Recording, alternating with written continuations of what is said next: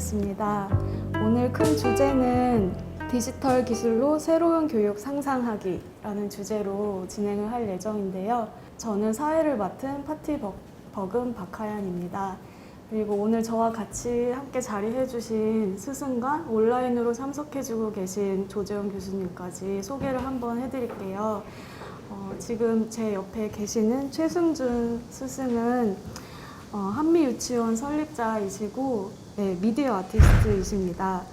오늘은 로블록스를 활용한 교육이라는 주제로 이야기를 해주실 예정이고요. 또 옆에 계신 이재욱 스승은 파티 디지털 미디어 연구소 마루이세요. 그래서 오늘은 파티에서 진행을 했던 디지털 미디어 수업들에 대해서 소개할 예정입니다. 그리고 현재 화면으로 보이는 조재원 교수님은 울산과학기술원 사이언스월드 센터장이시고 환경공학자이십니다. 오늘은 스트릿 스마트 교육 실험에 대해서 말씀해 주실 예정입니다. 세 분 모두 인사 나눠주세요. 네, 안녕하세요. 네, 저는 두 분 다 알고 있는데 아마 최승준 선생님하고 조재원 교수님은 오늘 처음 뵙는 것 같아요. 안녕하세요. 처음 뵙겠습니다. 네. 직접 서로 만났으면 더 좋았을 텐데 좀 여러 가지 사정으로 오늘 온라인으로 뵙게 됐습니다. 그래도 오늘 토론하고 대답 나누시는데 문제 없도록 좀 잘 귀 기울여서 서로 이야기 나눠주시면 좋겠습니다.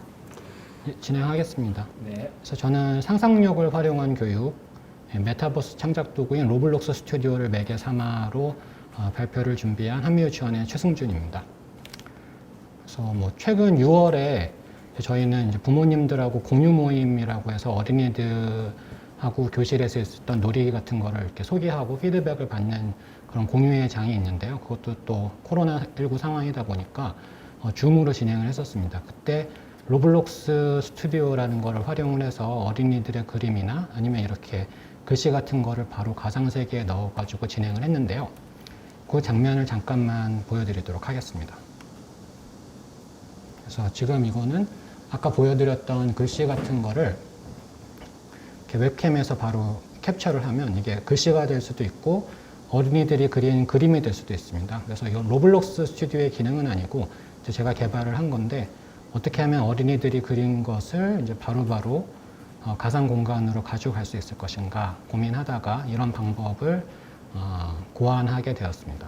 그래서 그 당시에 그 공유 모임의 큰 화두가 그 문해력에 관련된 화두였기 때문에 그거를 이제 소개하는 그 발표 자료 자체를 로블록스 스튜디오를 활용을 해서 만들었었는데요. 지금 화면에 보시듯이 그냥 저작 도구 같은 3D 저작 도구 같은 느낌입니다. 그래서 뚝딱뚝딱 만들 수 있는데 재미있게도 지형 편집기 같은 거가 붓으로 그리듯이 지형을 그릴 수가 있어서 어린이들이 사용하기에도 물론 마우스를 가지고 하기가 조금 연령에 따라서는 어려울 수 있는데 어린이들도 이제 어린이들하고 함께 놀아보니까 그렇게 큰 어려움 없이 사용을 하더라고요.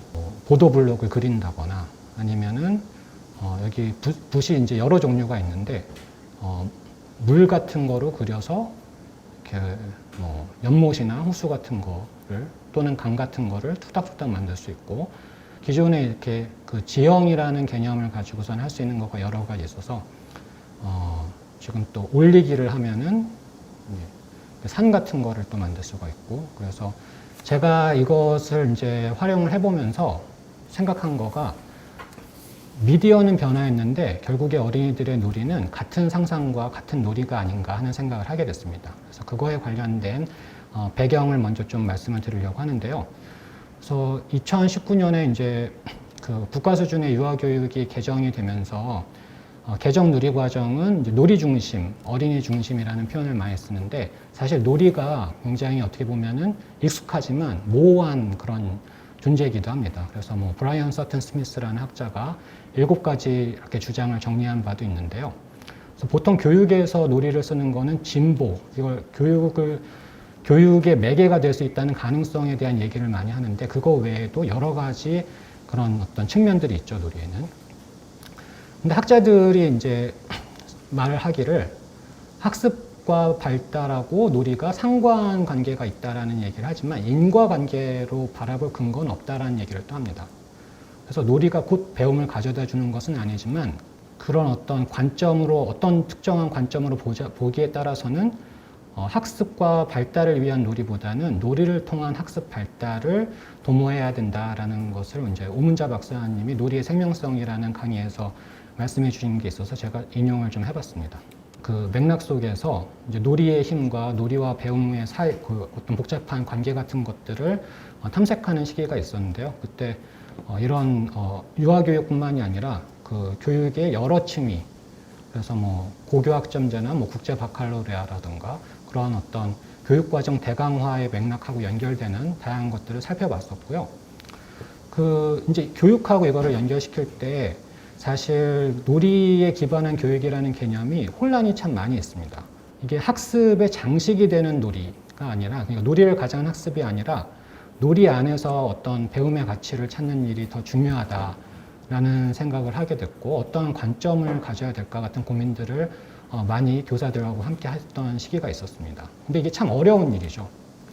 그래서 장식의 문제에 관련돼서 오늘 소개드릴 로블록스나 아니면 뭐 익히 더 잘 알려진 마인크래프트 같은 거를 봤을 때 기존의 시리어스 게임이라고 불리우는 장르가 많은 실패를 거뒀습니다. 그러니까 배울 수 있는 게임. 근데 그럼 좀 애매한 거죠. 게임으로서도 별로 재미가 없고 배움도 뭐가 좀 약하고. 그래서 어린이들이 몰입을 하지 않기 때문에 거기에서 뭔가 의미 있는 일이 일어나는 일이 상대적으로 덜 하는데, 마인크래프트나 로블록스 같은 거는 어떻게 보면은 게임을 저작하는, 게임이기도 하고 게임을 저작하는 것이 먼저 와 있기 때문에 즐거움을 추구하는 쪽이 주도가 되는, 그러니까 장식이 아닌, 놀이가 장식이 아닌 부분이 저는 어떻게 보면 굉장히 중요한 부분이라고 생각을 하게 됐습니다. 그리고 또 하나 이제 관점을 가져야 될 필요가 있는 게, 이게 요새 뭐 예전에는 코딩 교육이라고 불과 몇 년 전까지는 얘기를 했는데 요새는 SWAI 교육 이런 식으로 인공지능 교육의 얘기를 많이 하잖아요. 근데 2015년에 어떤 그 마크 거즈다이라는 학자의 연구를 살펴보면은 이게 지금 우리가 근거를 기반으로 하는 것이냐, CS 교육, 컴퓨터 사이언스 교육을 근거를 기반으로 하는 것이냐라는 그런 어떤 반성 같은 거를 제기를 합니다. 2015년쯤에. 그런데 그 사람의 이제 연구의 결론은, 사실 그 사람이 연구를 했다기보다는 메타 연구였는데, CS를 전공하지 않는 사람들이 코딩 교육을 접했다고 해서 그것이 자기의 도메인으로 전이를 시키는 거를 잘 하는가, 그거에 대해서는 아직 우리가 별로 알고 있는 근거가 없다라는 것이죠. 그래서 보통 코딩 교육이나 뭐 그런 쪽에서 얘기하는 거가 이런 식으로 알고리즘에 대해서 생각을 하다 보면은 일상에도 연결되는 부분이 있을 것이다라는 그런 어떤 가설들을 많이 얘기를 하는데, 아직은 그거에 대한 근거는 좀 희미한 상황이다. 아직 잘 모르는 상황이다. 라는 이야기를 한 게 있습니다. 그렇기 때문에 이것도 염두에 두어야 될 관점 중에 하나라고 생각을 합니다. 그래서 오늘 좀 어떻게 보면 놀이라는 익숙한 것을 새롭게 보려고 하는데, 사실은 새롭게 보는 동시에 익숙한 이야기일 수도 있습니다. 로블록스 스튜디오를 어린이들이 경험을 할 때 꼭 두 명이 같이 할 수 있도록 안배를 하고 있습니다. 그러다 보면은 한글을 못 읽더라도 뭐 어떤 아이는 읽을 수도 있지만 서로 이렇게 끊임없이 대화를 하면서 도전하는 것을 살펴볼 수 있습니다. UI가 어른이 보기에는 오히려 복잡해 보일 수도 있지만 어린이들이 그거를 하고자 하는 동기가 있다 보니까 계속 구체적인 언어를 써가면서 대화를 나누거든요. 그래서 여기서 뭔가 UI를 배운다기보다는 대화의 매개가 된다는 부분이 어떻게 보면은 오히려 주목해야 되는 부분이 아닌가 생각을 합니다. 그래서 계속 알려주고 배우고 함께 이야기 나누며 도전하는 상황입니다. 그래서 리터러시 기술이라는 거는 뭔가를 만들고 변형시키는 것이고, 그것을 통해서 우리 자신을 생각을 잘할 수 있게 돕고 우리 자신을 변화시키기도 한다라는 뭐 철학자들의 얘기를 인용을 해봤고요. 한글을 역시 모르지만 이렇게 책 같은 것들을 찾아보기도 하고, 그랬을 때 두 팀이 서로 대화를 나누는 그런 꼭지 같은 것들도 넣는 것이 의미 있다고 생각을 하고요. 그래서 지금은 어린이들이 그린 그림을 넣어보는 그런 워크숍의 상황입니다. 그래서 이거는 이제 시모 페퍼트라는 분의 이제 말을 인용을 한 것인데, 만드는 것뿐만이 아니라 그 주변부에 있는 것도 사실은 핵심에 있는 만드는 것 못지않게 중요하다라는 것이죠. 거기서 아이디어를 선별하고 수정하고 이야기를 나누는 그런 것들이 또 어떻게 보면 중요한 부분이다라는 것을 강조하고 싶고요. 그래서 무언가 가상세계에 넣고 싶은 게 있다면 로블록스 스튜디오가 한글의 메뉴를 가지고 있지만 검색을 하는 건 영어로 되다 보니까 어린이들이 한자 한자 찾아가면서 이게 사실은 영어 교육에 의미가 있다고 생각하지는 않고요. 하지만 어려움이 있음에도 도전을 하는 그런 어떻게 보면은 나중에 말씀드리겠지만 시몬 페퍼트가 얘기했던 hard fun 쉬워서 재밌는 게 아니라 적절히 어려울 때 오히려 재미가 나오는 그런 부분들하고도 연결관계가 있다고 생각합니다. 그리고 또 제가 인상에 많이 남았던 거가 무심결에 툭툭 이 가상세계에서 공간을 만들고 거기서 함께 플레이를 하면서 어린이들이 집에서 경험했던 거, 친구와의 관계에 대한 거, 키즈 카페나 놀이터를 그렇게 넣고 싶어 하더라고요. 그러니까 요새 그런 경험이 부재하다 보니까 가상세계에서나마 그런 것을 좀 해보고 싶어 하는 것들을 이야기를 들을 수 있습니다. 그리고 형제와의 관계나 친구와의 관계가 가상세계 에이전트들에 빗대어서 이야기가 문득문득 나오는 것을 이제 들을 수가 있거든요. 한 지가 오래되진 않았습니다. 6월 달부터 시작을 했었거든요. 발견한 가능성이 이제 교사들의 이야기를 들어보면은 워크숍을 마치고 돌아온 날은 그 둘이 짝이 됐던 어린이 사이의 관계가 더 돈독해져서 그날 하루는 단짝 친구가 되는 그런 경험. 그러니까 로블록스 스튜디오를 뭔가 재미있게 만들었을 때 거기에서 뭔가 배움이 있기도 하겠지만 그것보다는 어떤 관계의 매개가 되어주는 거. 그 다음에 어린이들하고 놀 때 사실 성인이 상상놀이에 어린이들의 눈높이를 맞추기가 참 어렵거든요. 근데 성인인 제 입장에서는 뭔가 기술을 매개로 하다 보니까 그 상상놀이를 어린이들하고 같이 하는 게 좀 더 수월한 느낌을 받게 되거든요. 특히나 자녀하고 할 때. 그래서 그런 어떤 가능성 같은 것들을 살펴볼 수 있었습니다. 어떻게 보면은 시몬 페퍼트가 마인드스톰이라는 저작을 통해서 얘기했던 삼바스쿨 같은 개념하고 관련이 있을 것 같은데요. 자세한 이야기는 지금은 넘어가도록 하겠습니다. 5세반에 가서 뭐 이렇게 얘기했던 그런 경험들이라던가 이게 디지털 리터러시에 관한 딜레마가 사실은 있는데 이게 그 가정에서 요새 교실에서 유튜브를 소개하는 것, 또 가정에서도 마찬가지지만 그거에 대한 고민이 참 많습니다. 그래서 어떤 반에서 7세반인데 어린이들하고 유튜브에 대한 이야기를 나눠봤나 봐요. 그래서 유튜브의 좋은 점, 그래서 이런 이야기들을 했고 그런데 또 좋지 않은 점은 또 의외로 많이 얘기를 하더라고요. 어린이들도 그러니까 잘 알고 있는 거죠. 그래서 이제 선생님의 그 아이디어는 이런 것에 어떤 그 부모들도 뭐 저도 부모이긴 한데 거기에 좋은 정보가 있다는 건 누구나 주지하고 있습니다. 다만 끊임없이 보게 되는 그런 어떤 메커니즘 같은 것들이 조금 망설이게 되는 부분들이 있죠. 근데 어린이들이 그런 디지털 미디어를 접하는 거에 대한 비판적인 생각이나 아니면 면역력 같은 것, 그리고 소비보다는 창작으로 이제 방향성을 설정하는 거에 관련돼서 그거를 교실에서 다루고자 하면 이거를 토론의 화두 또는 이야기의 화두를 끌어오는 작업이 중요한 것 같습니다. 그래서 지금 여기는 부모님들하고 이런 화두를 던지기도 하고 그래서 어린이들하고 여기에 대해서 이야기를 해보겠습니다. 그래서 이제 교실에서 미니카 접는 그런 이슈가 있는데 그 미니카를 접을 때 예전이라고 하면 책을 봤지만 요새는 어린이들도 유튜브를 통해서 그거를 접하곤 하잖아요. 근데 그게 그냥 접는 거를 배우고 끝나는 게 아니라 그걸 가지고선 그 다음 놀이가 펼쳐지기 때문에 그 진검도를 만드는 작업들을 하는 게 어떻게 보면 중요하다라는 관점에서 잠깐 소개를 드려봤습니다. 근데 저희도 여전히 이게 잘 모르는 상황에서 도전을 하고 있는 부분이죠. 근데 이러한 것에 관련돼서는 사실 모든 어린이를 위한 퍼스널 컴퓨터라고 앨런 케이가 1972년에 이러한 사파와 어떤 사파를 그리고 글을 썼는데 아이패드 비슷하죠. 1972년에 퍼스널 컴퓨터를 사용하는 어린이를 상상하면서 그린 사파입니다. 글 안에 되게 예언적인 이야기들이 많이 나오는데 여기에서 뭐 제가 하이라이트한 부분을 읽어보면은 이런 새로운 디지털 미디어 또는 컴퓨터 등은 도구이고 장난감이며 표현할 수 있는 미디어이기도 하고 끝없는 즐거움과 기쁨의 원천이기도 합니다. 또한 다른 물건과 마찬가지로 무지한 사람의 손에 걸리면 지독하게 고생하게 되는 물건이기도 합니다. 종이책과 마찬가지로 새로운 종류의 문제를 야기하면서 또 새로운 지평을 열 것입니다. 이 새로운 기술 매체 역시 생각과 창작의 즐거움을 실어 나를 것입니다. 그래서 저는 새로운 종류의 문제를 야기하면서 또 새로운 지평을 연다는 게 어떻게 보면 지금 시대에도 굉장히 맞는 말이라고 생각을 하는데요.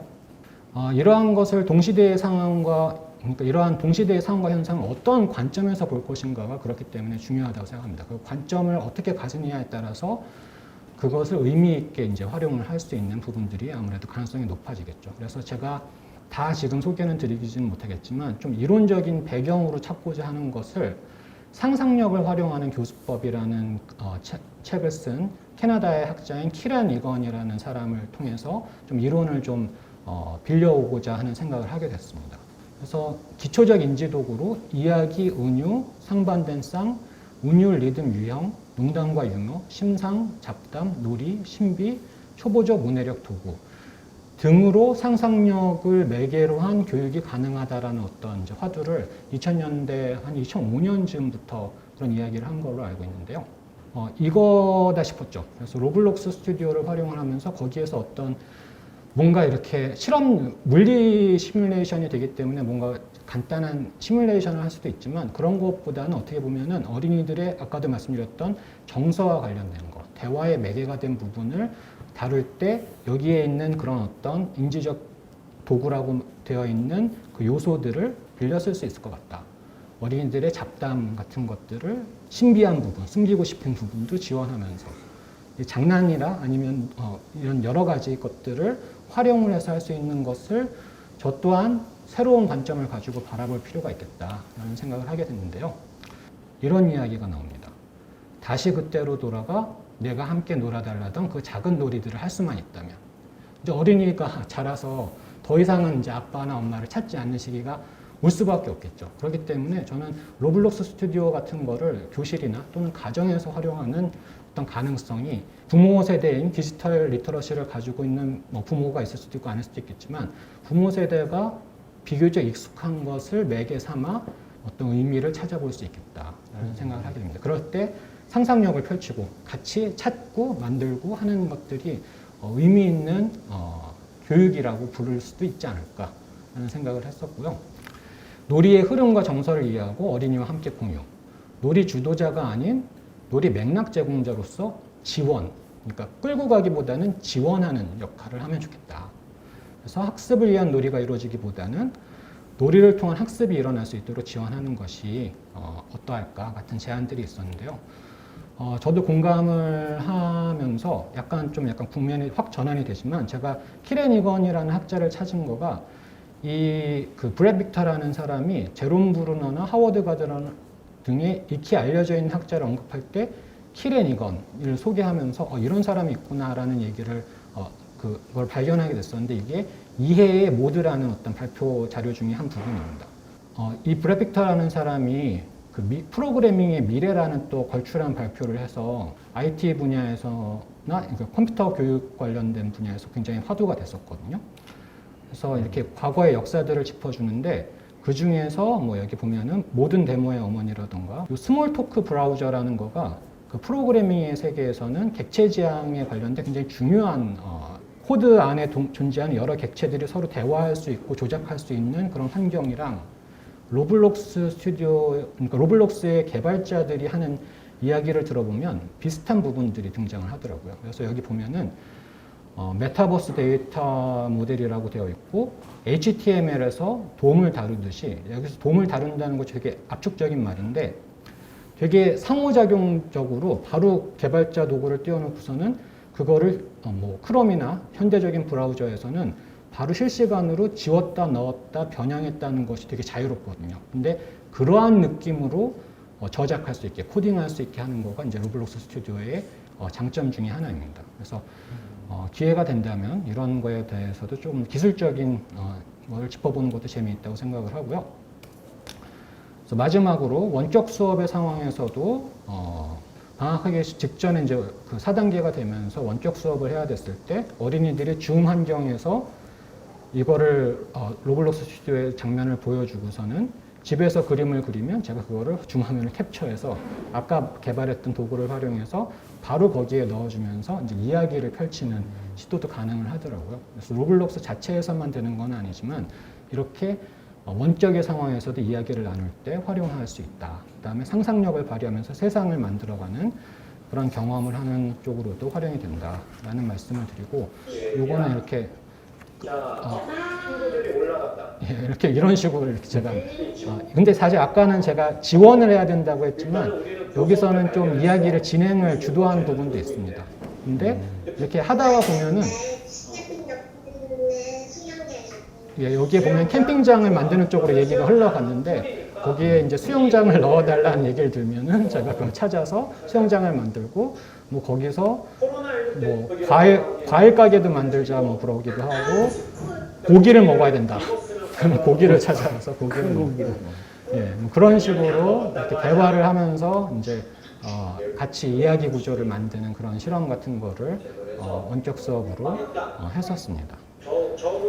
이게 이런 거를 원래 이렇게 해야지라고 생각한 게 아니라 불확실한 상황에서 어떤 가능한 것이 있을지를 찾아보고 거기에서 어떤 실험을 하면서 기대나 진행을 하다가 또 그걸 부모님들에게도 공유하고 다른 어린이들에게 공유하면서 또 교사들에게 공유하면서 피드백을 받아서 수정을 해가는 그러한 것이 어떻게 보면은 계획되어 있는 것에 반대라는 뜻을 가진 어떤 교육의 그런 한 접근이라고 생각을 하는데요. 일단 여기까지도 시간이 넘치기 때문에 그 뒤도 좀 준비한 얘기가 있는데 거기는 아마 다음에 토론 때 언급하도록 하겠습니다. 감사합니다. 네, 고맙습니다. 감사합니다. 너무 재밌게 들었어요. 다음으로는 조재훈 교수님께서 스트레스 스마트 교육 실험에 대해서 발표해 주시겠습니다. 우리가 교육이라고 하면 항상 그 세대를 염두에 두고 있다고 생각합니다. 무슨 말이냐면 우리가 세대를 떠나서 세대 간의 여러 가지 대화를 지식의 전수, 지식의 전파 혹은 지식의 전달이라는 것을 빼고 교육을 생각하기 힘들죠. 그래서 항상 우리는 교육은 세대로 구분해서 말할 수밖에 없다고 생각을 합니다. 뭐 여러 가지 분류 방식이 있겠지만 저는 오늘 제 발표에서는 두 가지 다른 세대가 있다 이렇게 생각합니다. 한 가지 세대는 첫 번째는 디지털 세대이고요. 두 번째 세대는 디지털을 배운 세대라고 정의를 하고 싶습니다. 그래서 1989년이 역사상 중요한 일들이 많이 일어났고 이때 특히 그 월드 와이드 웹이라는 HTML 이라는 것을 이제 옥스퍼드 교수가 제안을 하죠. 그래서 이제 이 시대로부터 그 이후에 태어난 세대들은 디지털 자체가 사실 언어화되어 있습니다. 우리가 디지털로 언어로 대화를 하고 소통을 하고 뭔가 사회 시스템을 구성한다라고 생각하는 순간 디지털 세대하고 디지털을 배운 세대하고가 크게 구별 짓게 됩니다. 그래서 교육이 이 두 세대 간에 일어나고 있는 것이 어떻게 보면 우리 역사상 유일하게 있는, 이 이후에도 없고 이 이전에도 없었던 가장 특이한 시대를 살고 있는 게 아닌가 이렇게 생각을 합니다. 만약에 디지털을 몰랐다면 우리 세대에는 디지털 기술을 어딘가에서 배워왔겠죠. 그래서 나는 디지털 기술이 있고 지식이 있다. 그러면 이것을 내 다음 세대에게 가르쳐 줘야지 라고 생각하는 이 시대에는 지금만 존재한다라는 것입니다. 그래서 이것을 이해하는 것이 지금 10년 혹은 20년, 지금 30대가 된 이 세대 이후가 다시 이 시대의 주역으로 올라올 때까지는 좀 기다려야 되고 그 과정을 어떻게 우리가 극복해 갈 것인가 가장 중요하다고 생각합니다. 다음에 이 두 세대가 같이 존재하는 이 시대가 어떤 시대냐라는 것이 조금 이해가 필요한데요. 지금은 인류세라고 많이들 얘기하지만 사실은 인류세는 이미 와 있고 우리가 그 엔트로피를 극단적으로 높이는 시대를 살아왔고 지금도 그 시대를 살고 있죠.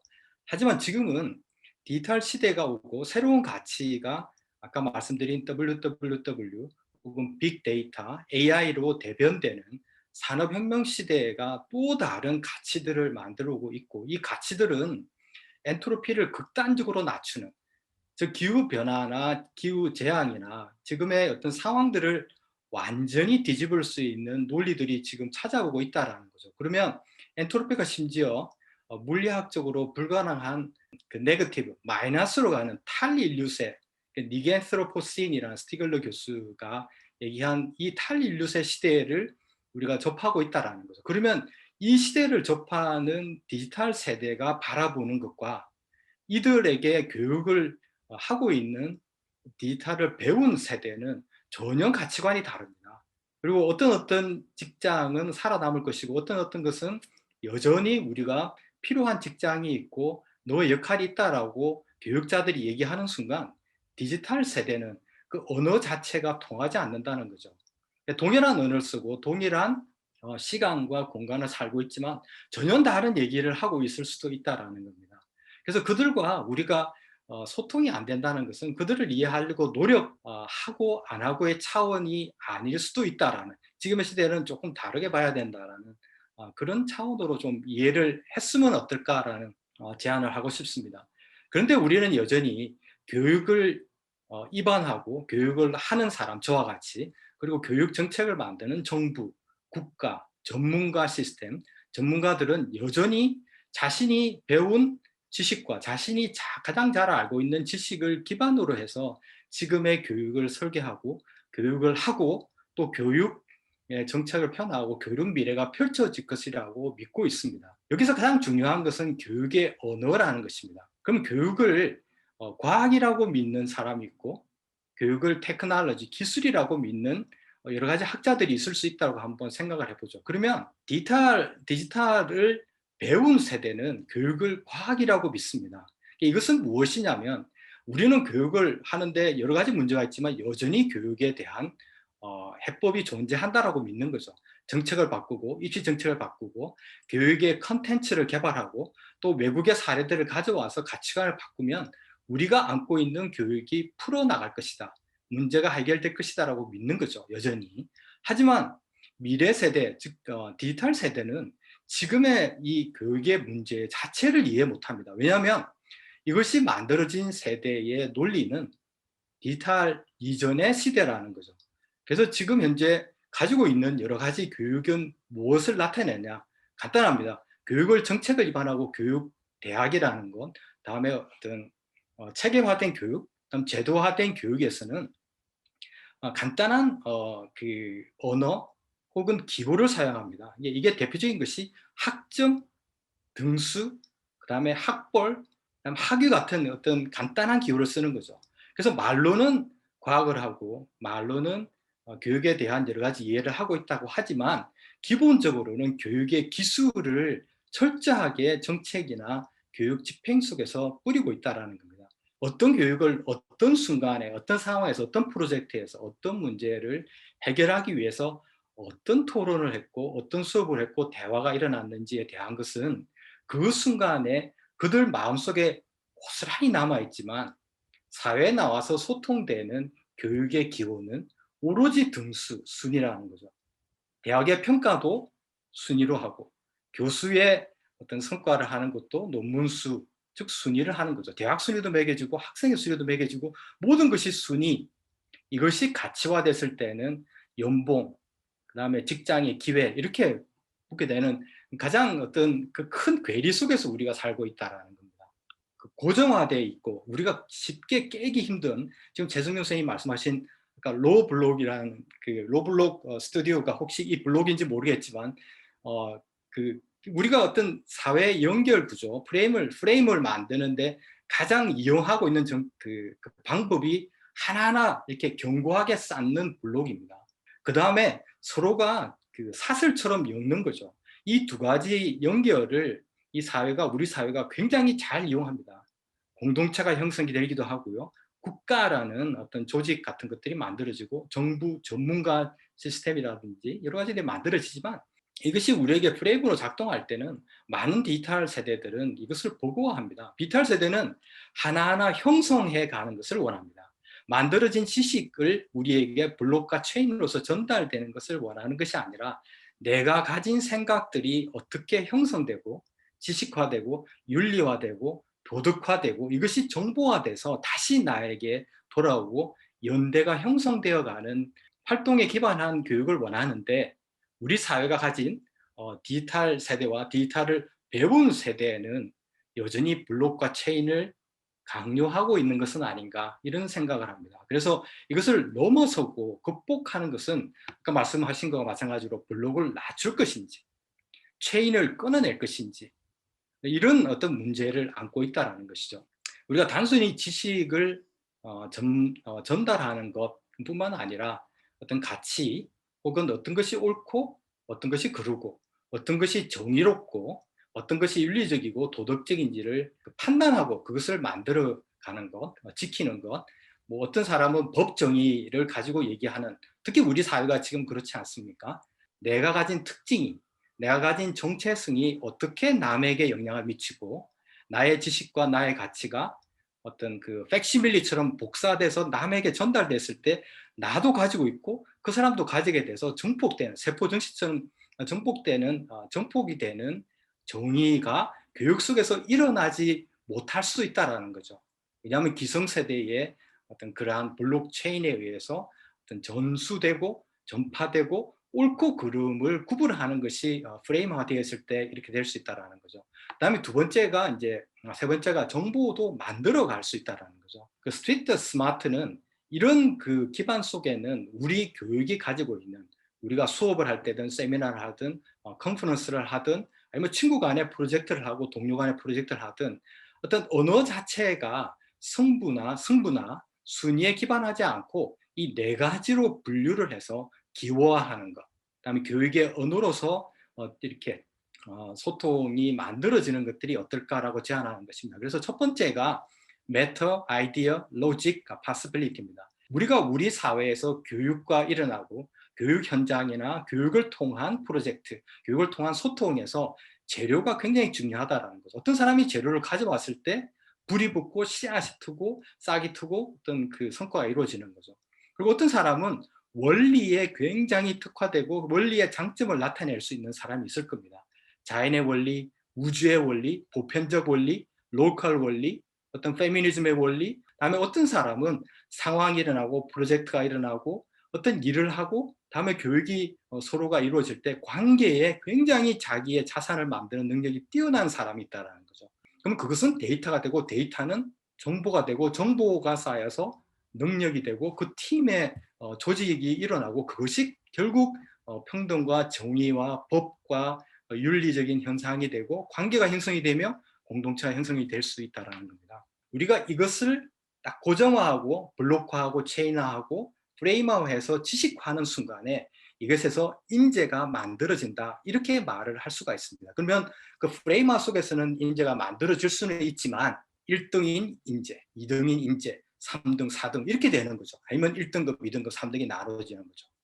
하지만 여기 속에서 norm이라는 어떤 방향성만 살짝만 줘도 사실은 연호의 움직임처럼 그쪽으로 이렇게 쏠리게 되는 경향도 많이 일어납니다. 빅데이터가 그렇고 노이즈가 그렇고 지금의 AI가 그렇지 않습니까? 그러면 우리 사회의 교육에 있어서 세대 간의 갈등, 그다음에 지식과 프로젝트를 수행할 때 자연 법칙을 그대로 느끼게 해주고 그 속에서 서로가 인정해주고 네 가지 MILP, 재료가 어떤가, 원리가 어떤가, 관계의 성은 어떤가, 현상을 분석하는 능력은 어떨까라고 한다면 이것이 쌓이고 1년이 쌓이고 2년이 쌓이고 10년이 쌓이면 우리가 학위와 학점과 성적표를 내는 것이 아니라 그동안의 스트리트 스마트의 데이터가 그 사람과 그 사람이 수행했던 프로젝트, 그 사람이 참여했던 수업, 그 사람이 참여했던 프로젝트와 동료들 간의 관계가 쌓여서 그것이 등수가 존재하지 않는 재료성, 매터라고 하죠. 재료성과 원리를 파악하는 정체성, 프로퍼티라고 하는 것, 그 다음에 관계와 원리를, 현상을 파악하는 능력으로 되는 거죠. 우리가 교환하는 그 언어 속에서 MILP 언어든 아니면 새로운 언어를 만들어도 되는 것이죠. 언어라는 것 자체가 기호이고 기호에는 우리가 담고 싶은 의미를 담아서 남에게 주는 것이죠. 그러면 그 속에서 정보가 만들어지고 그 정보가 시스템이 되는 것입니다. 그러면 그 시스템을 우리가 이용하는 것이지 시스템을 완성하고 그 시스템을 프레임화해서 정보를 제공하는 것이 아니라는 것이 스트리트 스마트가 추구하는 교육의 가치라는 거죠. 그 정보와 도덕과 법과 규칙과 이런 것들을 고정화해서 디지털 배운 세대가 지금의 디지털 세대에게 옳고 그름을 가르치고 잘했고 잘 못했다라는 얘기를 하는 순간에 그들은 그쪽으로 쏠릴 수밖에 없는 것이죠. 그래서 어떤 디지털 세대가 상황을 만났을 때 어떻게 바뀌고 그것을 자기의 프로퍼티하고 그 자기의 자산으로 만들고 이 자산이 남에게 전달되는 자연스러운 정의를 경험하게 되고 그것에 대해서 서로가 평가하는 것이죠. 순위도 없고 옳고 그름도 없고 다만 스트리트 스마트의 데이터화돼서 나중에 자기의 최적의 동료를 만나고 최적의 프로젝트를 설계할 수 있고 이것이 우리 사회 시스템으로 정착할 수 있게 되기를 바라는 것이죠. 그래서 내가 주는 것도 중요하고 내가 받는 기호, 교육 기호가 만약에 있다면 이것은 엄청난 데이터로 쌓여갈 겁니다. 어떤 시간에 어떤 장소에 어떤 일을 하고 싶다라고 했을 때 스트리트 스마트의 빅데이터는 어떤 사람이 어떤 시간에 어떻게 협력하면 될지를 내어놓는 성적표를 주는 것이죠. 그 성적표에는 가장 최적의 해피 메리지가 일어나지 프레임이 형성이 되고 뭐 차선책이 주어지는 것이 아니라는 것입니다. 물론 이것이 어떻게 교육 실험으로 일어날지는 아직은 알 수 없지만 이것을 통해서 우리는 지식이 형성되고 지식이 만들어져서 전달되는 것이 아니라 지식이 형성되고 정의가 형성되고 법이 아닌 정의와 윤리와 도덕이 만들어지고 그것을 서로가 이해하고 지식과 정의와 윤리가 정보화돼서 시스템을 만들었을 때 우리 사회는 진정한 디지털 세대가 원하는 그들만의 세상을 만들어갈 수 있다는 거죠. 기호를 제시하고 등수, 입시 혹은 대학이라는 조직 자체가 과연 지금의 것이 맞느냐. 소통과 언어에 기반하고 기호에 기반하는 교육 시스템이 어떻게 만들어질 수 있는지. 기성세대라고 하는 디지털을 배운 세대는 이 블록체인을 넘을 것이 아니라 지금의 디지털 세대가 이 블록체인의 기성세대가 만들어 놓은 지금에 가지고 있는 어떤 여러 가지 문제들을 넘어설 수 있도록 도와주는 역할을 해야만 하는 것이 아닌가. 디지털을 배운 세대는 지금의 이 시대밖에 없고 탈1세 시대를 준비하기에는 조금은 한계가 있는 것이 아닌가. 그래서 그 역할을 잘 생각하면 어떨까 이런 생각을 하고 오늘 발제를 드렸습니다. 네, 고맙습니다. 고맙습니다. 네, 선생님 고맙습니다. 네, 그러면 이거 관련해서 또 이따가 이야기 같이 나눠보기로 하고요. 세 번째로는 이재욱 스승께서 파티의 디지털 미디어 수업에 관해 발표해 주시겠습니다.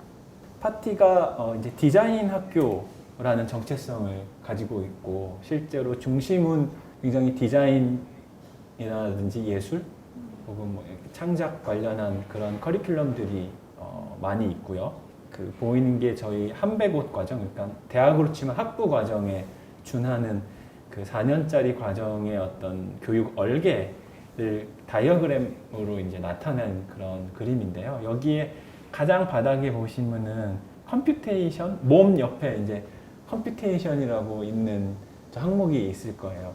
디자인에 바탕을 둔 교육기관이긴 하지만 커리큘럼이 아주 종합적인 성격을 많이 가지고 있거든요. 뭐 여기 입체 공간, 몸, 인문, 글쓰기 이렇게 등등 다양하게 되어 있고 제가 오늘 말씀드린 것은 이제 이러한 틀 안에 구조 안에서 컴퓨터를 활용한 혹은 디지털 기술을 다루는 그러한 수업들이 어떤 것들이 열렸었고 저의 인상에 남았었는지 뭐 이런 얘기를 좀 드리겠습니다. 그래서 이제 디지털 미디어와 관련된 수업들이 많이 열렸었고요. 매 학기 열리고 있으니까 지금도. 그래서 그것들이 크게 그냥 그룹핑을 했을 때는 이렇게 두 가지 영역으로 나뉘는 것 같아요. 그냥 디지털 기술과 기반한 조금 매체에 대한 것을 다루는 부분, 그리고 코딩이나 컴퓨터를 활용한 조금 뭐 공작이라고 할까요? 아니면 뭐 만들기 이런 성격을 가지는 조금 그런 부분 두 가지로 크게는 나뉘는 것 같더라고요. 그래서 매체 쪽에서는 웹이나 뭐 게임 혹은 뭐 인터랙티브 콘텐츠 이런 것들을 좀 큰 포괄적으로 다루는 그리고 기초적인 수준에서 다루는 그런 것들이 있었고 코딩도 뭐 프로세싱이라는 어떤 플랫폼을 사용해서 스크립팅 기반의 코드를 하고 또 HTML, CSS 웹을 다루기 위해서 그런 문법이라든지 그런 기본적인 그런 프로그래밍, 알고리즘 뭐 이런 것까지 저희가 다루지는 않지만 그래도 디자인을 배우거나 어떤 시각적인 기술을 익히고 창의적인 것들을 만드는 사람들이 너무 어려움을 겪지 않고 이렇게 접할 수 있는 수준에서 그런 교육들을 하려고 해왔습니다. 어떤 수업들이 열리고 있는지 한번 저희가 통계를 그냥 뽑아본 자료예요. 근데 웹 디자인이라고 불릴 때도 있었고 워드프레스 홈페이지라고 불리기도 했었고 그냥 웹이라고 불리는 수업 세 개가 비슷한 걸 다뤘지만 이름들이 계속 바뀌었고 이 수업을 진행하시는 뭐 선생님의 의견, 커리큘럼을 담당했던 어떤 파티 스승의 의견이라든지 이런 것들 때문에 제가 파티에서 한 2014년, 정식으로 2015년부터 일을 했는데 제가 했던 작업 그리고 제가 속했던 디지털 미디어 연구소 그때는 디지털 디자인 랩이었죠. 디지털 디자인 랩에 했던 작업들을 그냥 간단하게 설명드릴게요. 왜냐하면 이것들이 분명히 저는 제가 그 이후에 할 수업들에 영향을 끼쳤을 것 같거든요. 그래가지고 그때 타이포그래피 학회에서 전시하는 그런 걸로 만들었던 작업인데 왼쪽에는 이제 영화 편집된 영화 영상이 계속 나오고 있고 오른쪽에는 그 맥 OS에 깔린 그 자체 내장 받아쓰기 소프트웨어가 있어요. 그 틀어놓으면은 이 영화의 대사를 얘가 계속 자동으로 받아쓰기를 하거든요. 근데 이게 계속 바뀌어요. 동영상이 계속 반복돼도 얘가 계속 바뀌어요. 뭔가 내용이 조금씩 틀리면서. 그래서 그런 간단한 어떤 상호작용 아니면은 이런 어떤 컴퓨터가 이렇게 스스로 만들어내는 어떤 재밌는 상황 이런 것들을 활용해서 작업을 한번 해봤었던 거고요. 또 하나는 이제 교회에 사시는 분들은 집 근처에 이제 이런 것들을 낮 동안 태양광으로 충전을 해서 주위가 어두워지면 이제 광 센서가 여기 불을 켜는 따로 뭐 전기선 설치 안 해도 되고 근데 이것을 저희가 파티에서 그때 활용을 해서 실상사에 있는 나무탑 터에 저걸 한 304개 그때 당시에 세월호 추모 이런 걸로 좀 작업을 했었어요. 그래서 그때 당시 이제 사진인데 계속 영구적으로 사용할 수 있는 그런 것은 아니기 때문에 지금은 어떻게 됐는지 확인은 못했는데 아주 초보적인 차원의 인터랙티브한 하드웨어를 이용해서 뭔가 어떤 경관 예술이라고 해야 될까요? 그런 것들을 좀 했던 건데 이것도 기억에 남고 날개랑 그때 디지털 디자인 랩이 같이 작업을 해서 실상사에 설치를 하고 이랬던 이 두 가지 작업이 그때 동시에 이제 제가 파티 일을 시작하고 파티 합류를 할 무렵에 이제 만들어졌던 그런 것들입니다. 파티에서 지금 기초 코딩이라는 이름을 가지고 아주 단순하게 말씀드리면 프로세싱이라는 툴을 이용해서 문법을 배우는 거 아주 간단하게 뭐 점 찍기, 선 그리기, 색깔 채우기 약간의 이제 인터랙티브한 어떤 그런 정도로 하려고 그 다음에 이제 그리기 요소를 좀 결합을 하고 그리고 외부 입력 장치하고 상호작용을 뭐 키보드나 마우스, 뭐 마이크 정도 각자 개인 노트북을 활용해서 이렇게 타이핑 해가면서 한 줄 한 줄씩 만들고 그 다음에 이 단계가 이제 코딩 문법을 배우는 단계고요. 그 다음 단계는 손으로 그림을 그리는 걸 합니다. 보통은 그 그림이 움직이게 하거나 혹은 변화되는 어떤 상황을 머릿속으로 우선 상상하게 한 다음에 그걸 그리게 하고 그리고 나서 그거를 이제 다시 한번 이제 내가 배운 이제 코딩을 활용해서 이제 결과물을 만들게 하는 그 정도 수준으로 기초 코딩이라는 수업을 활용을 하고 있고요. 이거 굉장히 이 정도까지는 아주 재미있게 다들 즐겁게 하는 것 같아요. 근데 여기서 조금 더 복잡도가 올라가거나 그런 걸 하면 이제 그때부터 많이 어렵게 느끼긴 하는 것 같은데 이 정도까지는 아주 재밌게 하는 것 같고 그래서 거의 저는 한 1학년 1학기에는 이 정도까지 하는 걸로 최근에는 많이 정하고 그렇게 진행을 하고 있습니다. 세 가지 되게 의미가 있는 것 같아요. 저걸 배우면서. 세 가지 큰 축으로. 하나는 제가 그냥 이거 나름대로 생각해볼 때 약간 시간적으로 좀 지연이 되는 어떤 역할을 한다. 코딩을 하려면은 어쩔 수 없이 내가 뭘 생각하더라도 바로 이렇게 바로 매체에서 막 그리거나 표현이 바로 되는 게 아니라 약간 어떤 아이디어를 구상한 다음에 그거를 뭐 정해진 문법이나 아니면 어떤 거에 따라서 시간을 지연시키는 효과?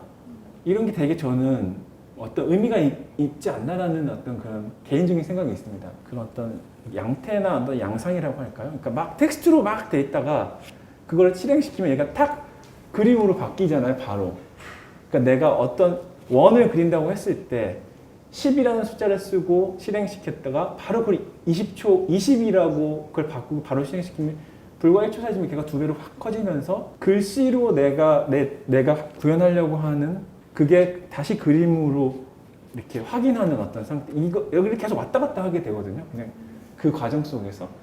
근데 그게 저는 되게 좀 영향이 있지 않나, 어떤 효과가 있지 않나 그런 생각이 들어요. 왜냐하면은 우리가 보통은 어떤 거를 받아들일 때 아니면 어떤 것을 연상을 할 때 한 가지 방식으로 그것을 이렇게 꼭 받아들이게 되잖아요. 근데 이게 같은 것을 표현하고 있다는 것을 되게 직접적으로 두 가지 상태를 제가 왔다 갔다 하게 되는 게 되게 재미있고 되게 흥미로운 지점인 것 같다는 생각이 들었습니다. 컴퓨테이셔널한 미디어가 가질 수 있는 큰 장점 중에 하나, 이게 임의적으로 바뀔 수 있는 거. 내가 뭔가를 원래 목적을 가진 거를 이렇게 만들었지만 걔를 전혀 그것과 상관없는 용도 혹은 원래 의도했던 것이 아닌 어떤 거를 발견해서 그냥 마음대로 바꿀 수 있는 거. 그런 세 가지 좀 장점? 이렇게 특징을 가지고 좀 보여지더라고요. 그래서 그런 부분들이 디지털 미디어 수업 안에서 이렇게 좀 발견되는 것들이었고요. 매체 응용이나 섞기 이런 속성을 가지는 또 일련의 수업들이 있었습니다. 한 가지 이제 예시로 들어드리면 다이애나 밴드라고 이제 파티의 디지털 미디어 수업들을 제가 다 혼자 하는 건 아니고 외부에 많은 예술가, 작업자, 미디어 아티스트도 있고 디자이너도 있고 각자의 주제를 가지고 이제 워크샵 혹은 수업의 형식으로 이런 것들을 해주셨는데 다이애나 밴드라는 이 미디어 아티스트죠. 가 와서 전자연금술이라는 이름으로 2016년 가을 학기이네요. 그 수업의 포스터인데 연금술이라는 이름을 붙은 데서 어느 정도 좀 연상이 되는데 그런 것들을 가지고 파티 배우면 이때는 2학년이 아마 대상이었지 않았나 생각이 드는데요. 포스터와 전자기술을 섞는 자기가 만든 포스터를 사운드와 이렇게 연결을 해서 터치 센서 뭐 이런 것들을 활용해서 보통은 시각적인 걸로 포스터를 많이 이제 뭐 구상도 하고 활용도 하고 하는데 그 다른 상상을 해보는 그런 수업이 있었고요. 그래서 여기에서도 그거였고 이 전에 이제 그러니까 자기가 시각적으로 표현하려고 했던 것을 하나의 또 다른 그 매체 소리까지 더해서 더 그것을 뭐 강화시키기도 하고 아니면 또 다른 레이어를 덧붙여서 만들기도 하고 그런 좀 이렇게 복합적으로 섞는 그런 것들이 있었고요. 이 장면은 이제 게임 디자인, 인터랙티브 스토리텔링이라는 이름을 가졌던 수업이긴 한데 작업을 하는 작가이시고 또 프로그래머이시기도 하고 해서 텍스트를 가지고 게임을 만드는 그런 수업을 진행했었고요. 그 코딩을 배우는 수업하고는 달리 이 두 번째 이런 뭐 게임이나 혹은 다른 어떤 인터랙티브한 콘텐츠를 만들거나 혹은 내가 이미 배웠던 다른 매체와 전자 기술들을 이렇게 연결시켜가지고 약간 또 다른 차원으로 만들어보는 그런 수업들의 성격을 가진 것들이 한쪽에서 또 열렸고요. 다이애나 밴드가 했던 그 수업에서 나왔던 결과물 중에 하나이긴 한데 이거는 그때 가르쳐줬던 툴을 가지고 자기가 어떤 드로잉 용도로 그냥 쓴 거예요. 그러니까 일종의 저거를 사운드를 만드는 원래는 이제 프로그래밍 소프트웨어인데 저게 만들어지는 이런 막 어떤 라인이라든지 이런 것들을 가지고 도구처럼 쓴 거죠. 어떻게 보면. 그래서 이거 약간 풍경화처럼 이렇게 만들어 그런 사례가 있었거든요. 그래서 그냥 이것을 발견해놔가지고 이게 굉장히 내가 생각하는 어떠한 자연의 체계 이런 것들과 굉장히 비슷한 것 같다. 그래서 그걸 표현할 수 있는 그런 것들을 해서 했던 작업이었었고 그다음에 이거는 제가 했던 수업인데 이거는 게임을 만들기 위한 그냥 간단한 툴을 알려주는 수업이었는데요. 우연히 발견한 이상한 얼굴을 따라다니는 이미지라고 해야 되나요? 이런 것들을 활용해서 약간 즉흥적으로 뭔가 그런 뭐 모자이크 처리라고 해야 되나요? 이런 것들을 하면서 그거를 수업 시간에 뭐 얘기를 하고 그런 장면들이었거든요. 제가 봤을 때는 우연히 발견해냈지만 그것을 자기 나름대로 그냥 해석하거나 혹은 창의적으로 이용해가지고 활용하는 그런 방향성 중에 하나인 것 같다라는 생각이 들었습니다. 모바일 폰하고 프로젝터를 활용을 해서 뭔가 제가 원래 처음 했던 건 뭐 프로젝션 매핑 이런 것들을 이렇게 하는 간단한 방법을 같이 배우고 이렇게 워크숍을 해보고 했는데 자기 자신을 없애는 걸 해보고 싶다. 프로젝터를 가지고 뭐 하면서 이상한 아이디어를 낸 거예요. 그래서 디지털 미디어가 조금 본래부터 가지고 있는 변용해서 쓸 수 있는 그런 속성들을 되게 잘 스스로들 찾아서 쓰는 그런 부분들이 많이 그래도 발견이 되거든요. 꼭 여기서 보여드리는 사례뿐만이 아니라 파티에서 제가 디지털 미디어 수업을 하면서 발견한 것들을 나름대로 정리를 한 것이었는데, 예전에 했던 프로젝트 중에 이 빛, 제 기억 속에 남아있는 이 플라스틱 초록색 빛을 다시 한번 구현해보는 여러 가지 방식으로, 제가 처음으로 3D 모델링 기술을 배웠을 때 그때 한 거고요. 이거는 똑같은 거지만 프로세싱을 배워서 계속 다른 조합으로 만들어내는, 약간 이제 크기도 약간 다르게 하거나, 혹은 뭐 색깔도 빛깔도 약간 다르게 하거나 해서, 그러니까 제가 정확하게 기억하고 있지 못한 어떤 부분을 다시 생성해내고 다시 생성해내고 하는 그 과정을 통해서 뭔가 제가 이것과 관계 맺고 있는 상황을 되게 근접하게 표현해 주는 것 같다, 그런 생각이 들었었거든요, 그때 당시에는. 그리고 뭐 비슷한 것도, 이거는 제가 드로잉으로, 이건 드로잉이 아니야, 페인팅에 가깝게 수채화 같은 건데, 이 프로젝트가 시작된 어떤 그 시작점은요, 원래 굉장히 시골에서 살다가 초등학교 들어가기 직전에 도시로 이제 이사를 왔거든요. 서울로 이사를 온 거죠. 그때 저희 집 바로 옆에 이 공장이 하나 있었습니다. 근데 공장이 이 빛을 만드는 공장이었어요. 근데 저는 사실 이사 와서 친구도 없고 약간 그러니까 거기에서 그거를 계속 보고 있었거든요. 그런데 되게 이상한 기분이 많이 들었어요, 그때 당시에. 그래서 그런 부분들을 다시 그때로 돌아갈 수 없고, 그걸 다시 정확하게 재현할 수는 없겠지만, 뭔가 내가 새롭게 배우는 이런 기술들이나 어떤 표현의 도구들을 가지고 그때 것들을 가능한 형태로 한번 재현은 좀 이상하지만 이렇게 가까이 가보는 그런 시도들을 하는 건데, 되게 다양한 상태로 어떠한 하나의 대상을 접근할 수 있는 그런 가능성을 주는 것 같고, 원래 가지고 있던 목적과 전혀 상관없이 계속 다른 것으로 변화되면서 사용이 될 수 있고, 뭔가 지연이 된다. 그러니까 그것은 뭐 단축도 되고 지연이 되고, 아무튼 그 시간에 대한 개념을 더 많이 이렇게 열어놓고 왔다 갔다 할 수 있다. 혹은 그것의 어떤 감각을 좀 이렇게 확장시켜 줄 수 있지 않나? 이런 생각이 들어요. 그래서 그런 부분들이 파티의 디지털 미디어 수업을 통해서, 제가 직접적으로 이런 얘기를 하진 않지만 수업 안에서 그런 어떤 사례들을 같이 공유한다거나 할 때 이런 부분들을 좀 넣으려고 하고 있고요. 파티의 그 수업, 혹은 뭐 꼭 파티 수업이 아니더라도 이런 디지털 미디어를 활용한, 디지털 기술을 활용한 교육이 어떤 상상을 해볼 수 있을지, 그런 좀 기회가 됐으면 좋겠습니다. 네, 감사합니다. 진행을 위해서 제가 먼저 질문을 꺼내 보겠습니다. 오늘 주제로 본다면 디지털 기술로 새로운 교육 상상하기인데, 바로 디지털을 배운 세대로서 저 또한 그 디지털로 상상하는 것이 굉장히 필요한 상황이라고 생각을 합니다. 어떻게 보면은 코로나로 인해서 굉장히 그 속도가 많이 빨라졌다는 그 생각이 많이 들어요. 그래서 그런 가상 환경이나 디지털 매체를 통한 교육 방법들이 굉장히 빠르게 시도되고 구현되는 걸 저도 목격을 하고 있는데요. 최승준 선생님께서 이제 유치원에서 직접 아이들을 가르치기 위해서 아이들하고 같이 시간을 보내는 게 굉장히 인상적이었거든요. 그런 것들을 같이 다른 선생님들과 협업해서 아이들을 교육할 때 있어서 그런 단계, 수준 이해도가 다른 점을 어떻게 극복을 하시는지, 그런 것들이 좀 궁금합니다. 예전에는 저도 조바심을 많이 냈었는데요. 네.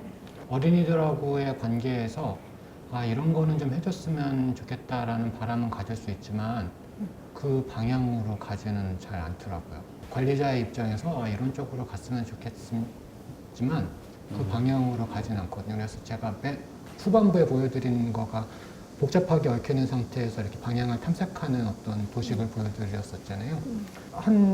저희가 뭐 구글 문서라던가 뭐 그런 거를 적용한 게 한 2008년 정도 지금이었어요. 업무의 환경에.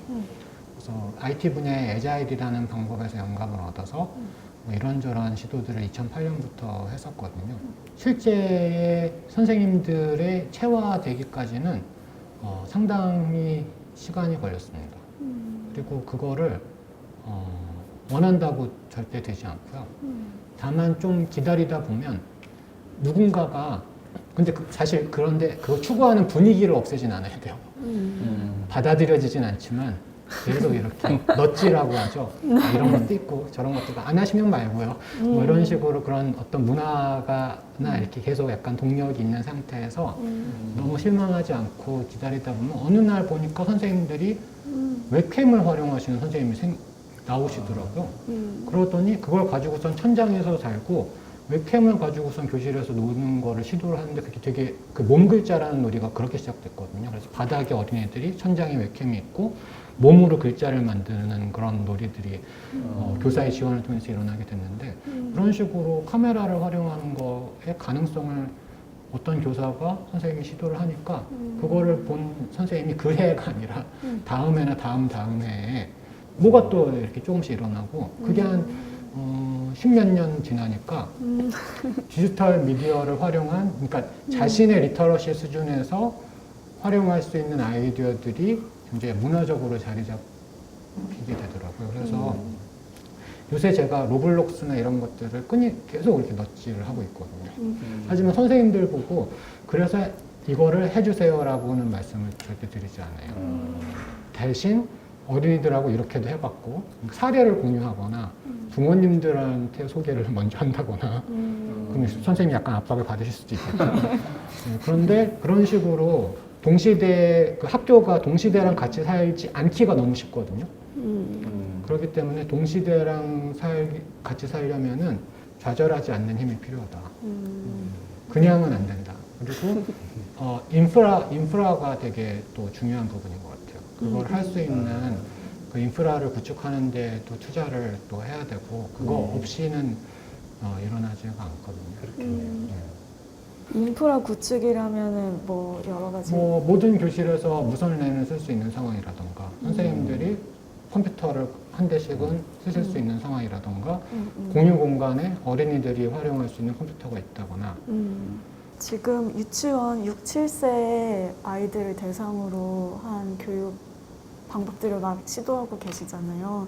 근데 또 대학 과정에서도 강의도 하셨겠지만 대학 과정에서 하는 디지털 교육은 조금 더 전문성을 가진 그러니까 코딩이나 웹 기반의 그런 기술력을 더 탐구하는 쪽이 더 강한 것 같은데 사실 모든 과목을 망라하고 이러한 디지털 기반의 교육 방법론들이 계속 시도되고 있는 걸로 알고 있어요. 근데 그런 관점에서 보면은 또 대학 수준에서 교수들이 뭔가 가져야 할 뭔가 것들, 기본 소양이나 그런 것들이 또 어떤 게 필요할지도 고민이 되긴 합니다.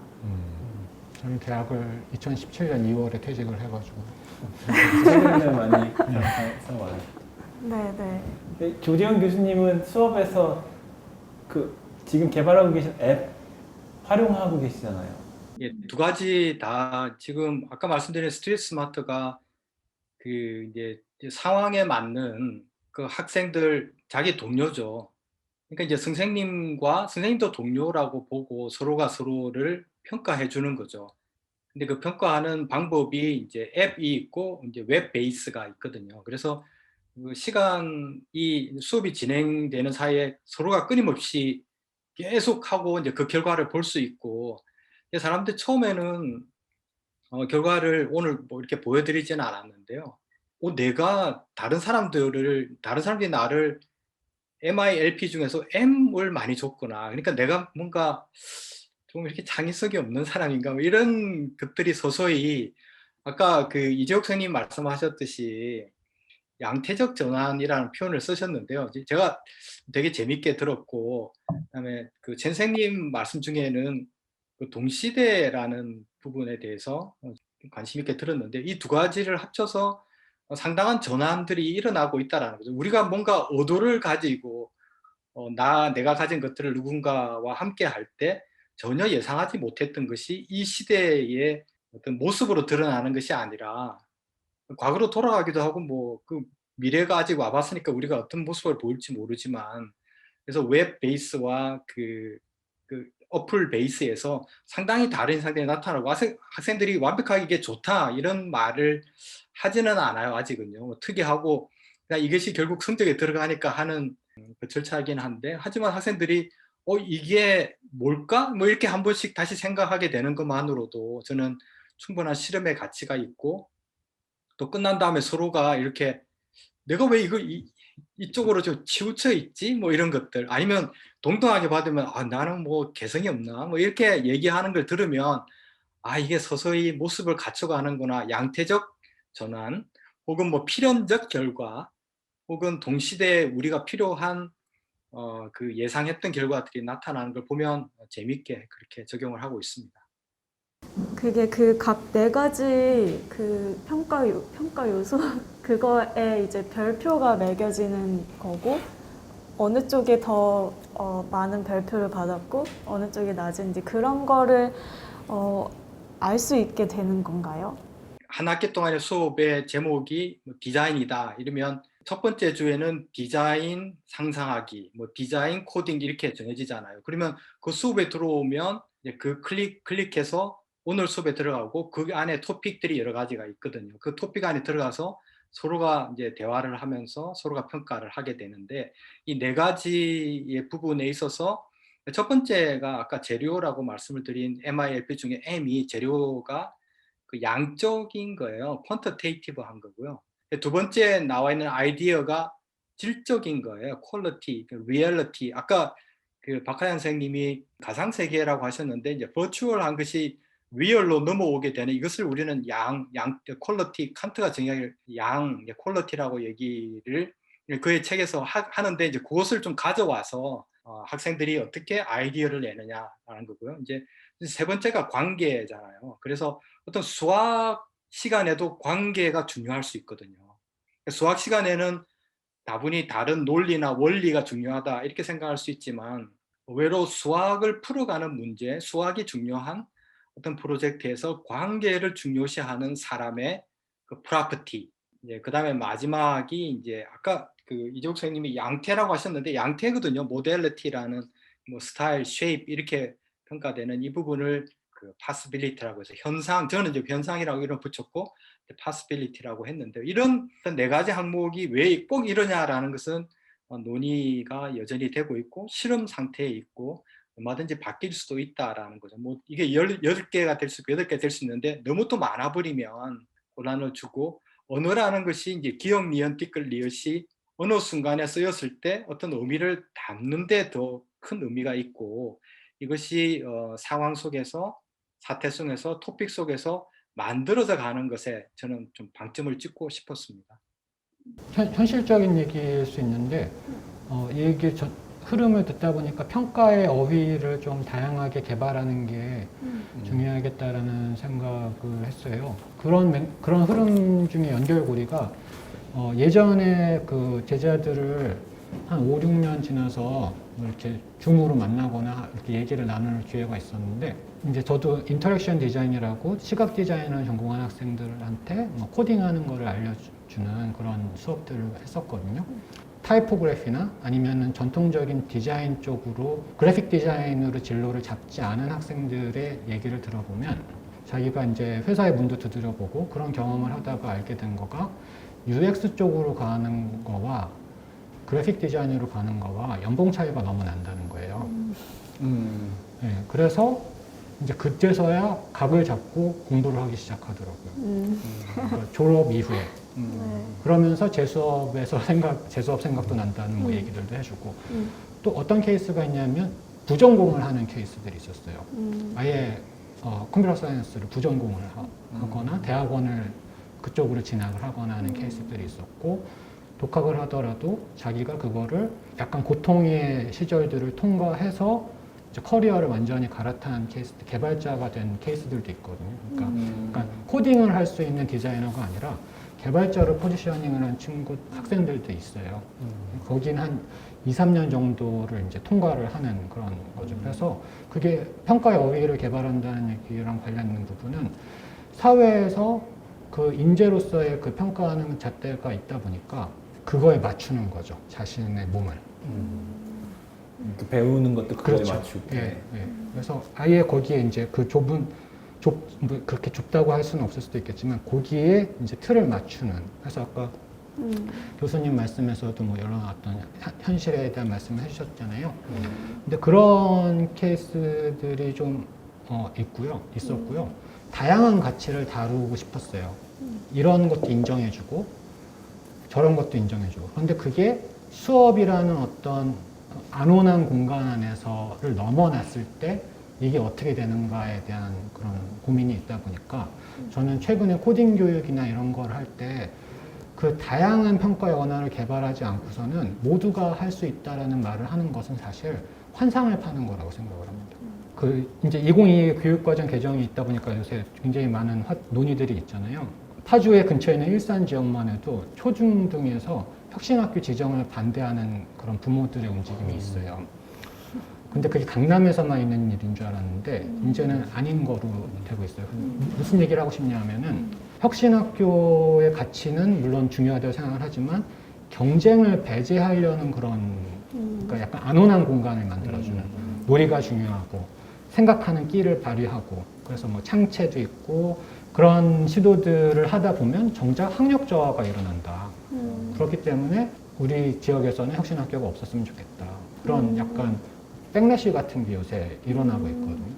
그렇기 때문에 그런데 최근에 중앙일보에서 특집 기사를 만들어낸 게 아이돌 시리즈가 있어요. 아이돌의 세계는 어마어마한 경쟁이잖아요.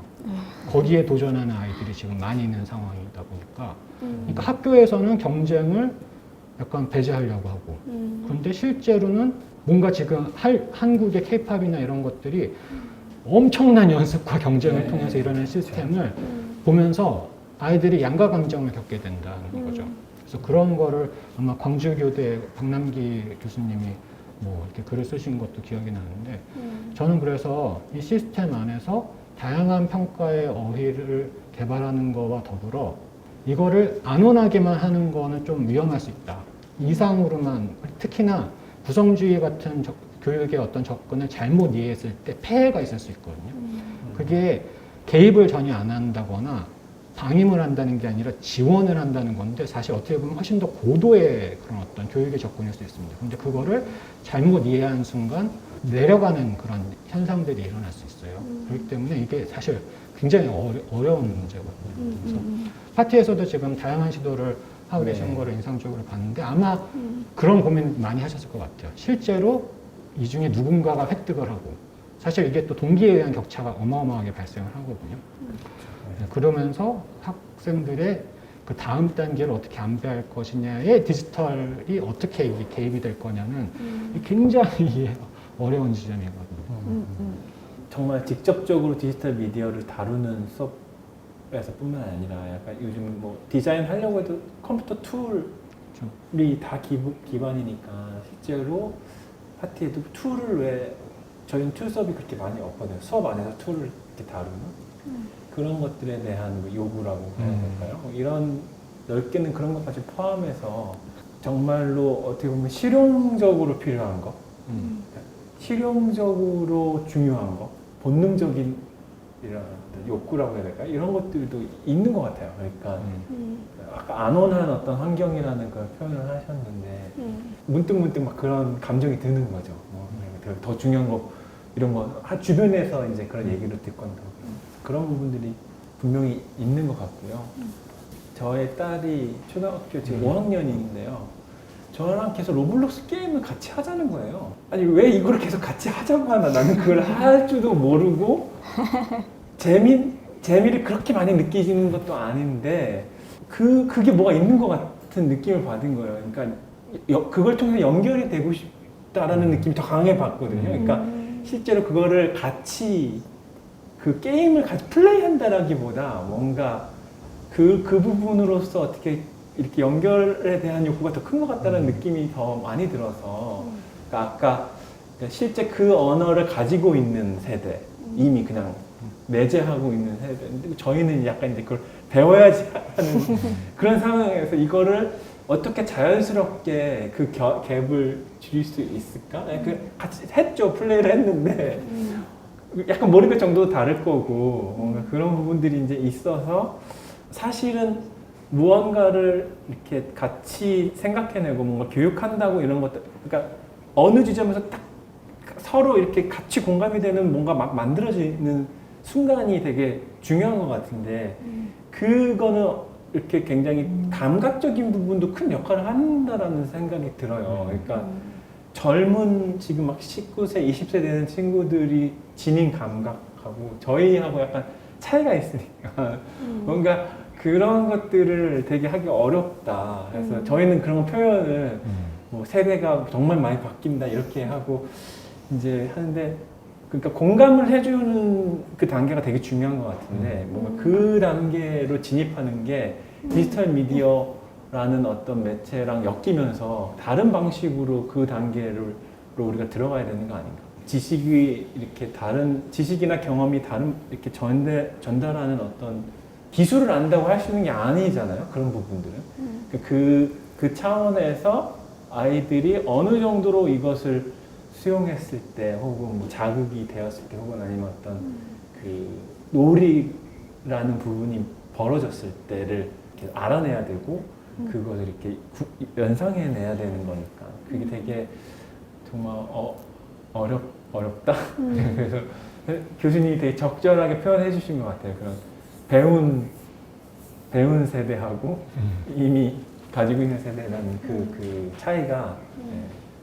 재승준 선생님한테 한 가지 좀 여쭤보고 싶은 게 있는데요.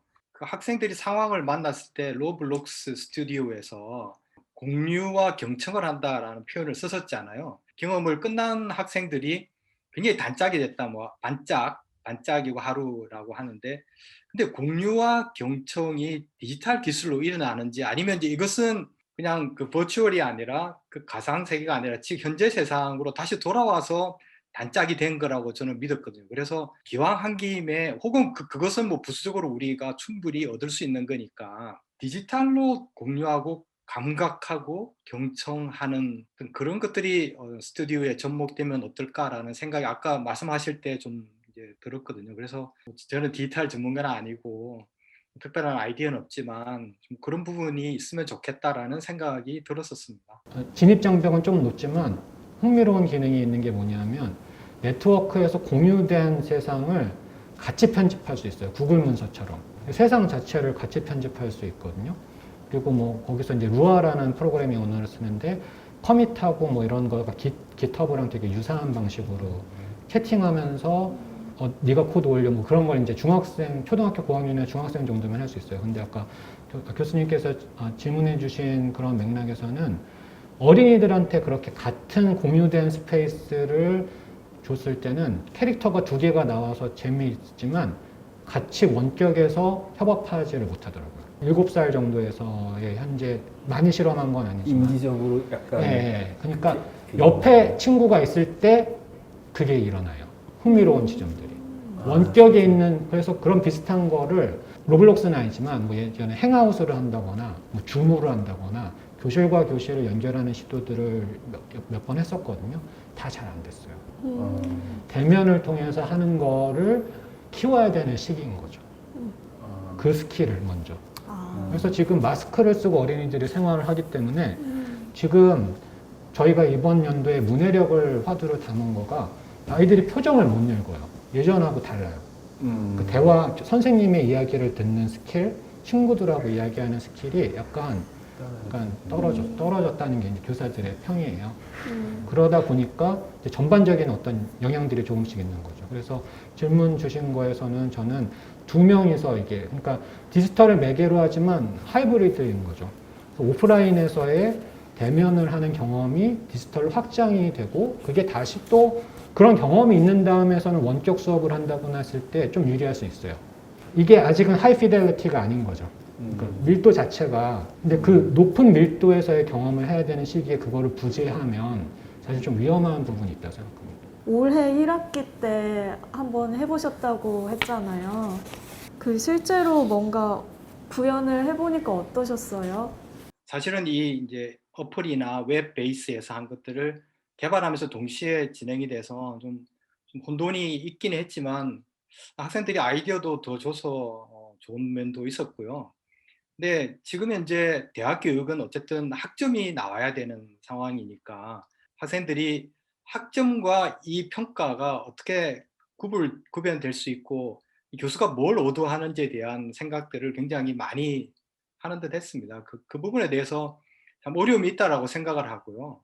그래서 학점이 결국 사라지는 것을 지향을 한다라고 학생들이 얘기했지만 어쩔 수 없이 우리는 그 중간 단계에서 서로가 서로를 다르게 평가하고 그것이 이제 그 학생들 마음에 이렇게 좀 가라앉았으면 좋겠다라는 얘기를 많이 전달했지만 아직까지 이제 그게 어떻게 전달되었고 어떻게 될지는 잘 모르고 꼭 수업뿐만 아니라 이제 저희 프로젝트에서도 사실 이런 일들을 이렇게 좀 평가를 하거든요. 그런데 디지털을 배운 세대는 이 부분들을 그냥 쉽게 넘어가고 약간 이제 시간적 지연이다 이렇게 했는데 저는 이제 그 책에서 delayed response라는 그런 책을 읽은 적이 있는데요. 그래서 많은 것들이 이렇게 좀 쌓여가야만 된다고 생각을 하고 그 평가가 그 작동을 하기 위해서는 이게 좋다라는 그 대중의 합의가 이끌어지는 지점이 있어야 됩니다. 근데 그것은 금방 올 수도 없는 일이고 또 제가 혼자 이렇게 얘기한다고 될 일이 아닐 수도 있고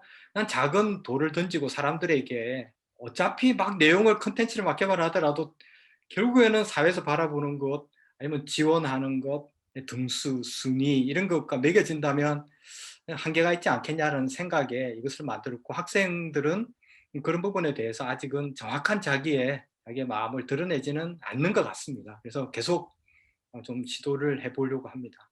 파티도 평가 시스템에 대해 굉장히 고민이 많은데 그 사실 뭐 경쟁, 무경쟁을 지향하면서 보통의 대학에서 하고 있는 등급별로 나뉘지는 않고 있어요. 그래서 각 과목 스승들이 서술 평가를 해주시고 패스 페일로만 나눠가지고 평가표에 남도록 하고 있는데 이 선생님께서 그 연구하신 그 방법론을 저희도 한번 뭔가 대입해 보는 것도 좋을 것 같다는 생각이 들고 파티 평가표는 어찌됐든 스승이 평가를 하거든요. 근데 이 새롭게 제시된 거는 같은 동료가 평가한다는 측면도 좀 새로워서 그런 점에서 좀 많이 고무적일 것 같아요. 그래서 이제 거기에 대해서 한마디만 좀 더 드리면 시간과 공간이라는 그 두 가지 개념이 이 평가 시스템에 들어가 있거든요. 그래서 그 시간과 공간 속에서 어떤 상황이 발생하잖아요. 그러면 그 사람의 캐릭터가 나타나는데 그 캐릭터는 고정화된 것이 아니라 그 시간과 공간과 그 주제, 상황이 있었을 때 나타나는 캐릭터거든요. 그래서 시간과 공간과 그 상황이 사라지면 그 캐릭터도 사라지는 거거든요. 그래서 그 순간을 담았는데 내가 어떤 걸 했을 때 당신 1등 이러면 그게 고착화된다라는 거죠. 그래서 그렇지 않고 어떤 그 부분에 있어서 동료들이 어떻게 자기를 인정해주는 정체성이나 아까 프라프티라고 제가 표현 드린 것 어떤 상황이 됐을 때 표정을 짓고 다시 돌아오고 다른 상황이 됐을 때 또 다른 캐릭터가 나타나는데 이런 캐릭터를 만들어내는 그 근본적인 그 페르소나라는 펄스는 굉장한 어떤 정체성을 가지고 있잖아요. 이 부분을 많은 캐릭터를 통해서 짐작해가고 그것을 인정해주는 사회가 되기 위해서는 지금의 평가 시스템은 모자란다라는 생각을 가지고 있고 그것을 기반으로 해서 지금의 이 평가 시스템을 좀 고안을 했다 이렇게 말씀드리고 싶습니다. 그러면 앞으로도 이걸 조금 더 보완해서 연구하시는 거가 앞으로도 계속 계획을 갖고 계신 거예요? 이게 생각하기 다르게 아까 말씀하신 이제 뭐 그 임의적 그 변화, 가변 이런 말씀을 아까 하셨는데 이런 것들이 많이 일어나고 이런 것들이 이제 쌓여갔을 때 대중의 에버리지라는 이해, 그 대중의 힘 이게 조금씩 움직일 때 결국 우리 사회가 교육 제도나 이런 것들이 좀 바뀌지 않을까. 순위로만 하는 어떤 그 정부 정책 같은 것들이 좀 바뀌지 않을까. 이제 입시 제도, 뭐 평가 제도 이렇게만 가지고 평가하려는 것들에 대해서 좀 저항하고 싶어요. 제 나름대로 이렇게 지렁이 꿈틀 하는 정도밖에 안 되겠지만 그래도 저항은 누군가 해야만 또 우리가 해야만 대중이 해야만 바뀌니까. 또 선생님께서 뭐 평가의 어휘가 좀 다양해져야 한다라고 얘기해 주셨듯이 사실 입시랑도 또 연관지어서 또 엄청나게 얘기해 볼 수 있는 거리인 것 같아요. 그래서 오늘은 시간이 안 되겠지만 다음에 한번 입시 평가나 입시에 대해서 조금 더 얘기를 또 깊숙이 나눠봐도 좋겠습니다. 조금 마무리를 해보도록 할까요? 네. 저는 사이언스 월드는 이제 아주 잘 알지는 못하지만 먼 거리에서 보고 있었는데 뭐 똥보니 화폐라던가 약간 오늘 말씀하신 것도 그렇고 그런 감가하는 지역 화폐, 뭐 게젤의 아이디어라던가 뭐 그런 것들이 철학 안에 많이 녹아있는 잘은 모르지만 느낌을 받았거든요. 그래서 그런 대안적인 시도들을 하시는 거에 참 평소에 감명 깊게 보고 있었고 이렇게 오늘 멀리에서나마 만나뵐 수 있어서 정말 반가웠습니다. 그래서 고맙습니다. 예, 저도 오늘 말씀하신 거 되게 재밌게 들었고 그 의미 있고 가치 있는 시도 하시는 것에 이제 박수, 뭐 응원을 보내고 싶습니다. 저도 많이 배우고 싶고요. 이런 시도들을 앞으로도 이렇게 좀 작게라도 여러 차례 만들고 해서 이런 것들이 좀 서로 재미있는 대화를 할 수 있는, 그리고 또 그것이 많이 이렇게 공유도 되고 그렇게 되면 좋겠습니다. 고맙습니다. 네, 네. 네, 고맙습니다. 오늘 못 가서 죄송합니다. 네, 그러면 여기서 마무리를 하도록 하겠습니다. 오늘 세 분 너무나 감사합니다. 네, 고맙습니다. 고맙습니다. 수고하셨습니다. 수고 많으셨습니다. 수고하셨습니다.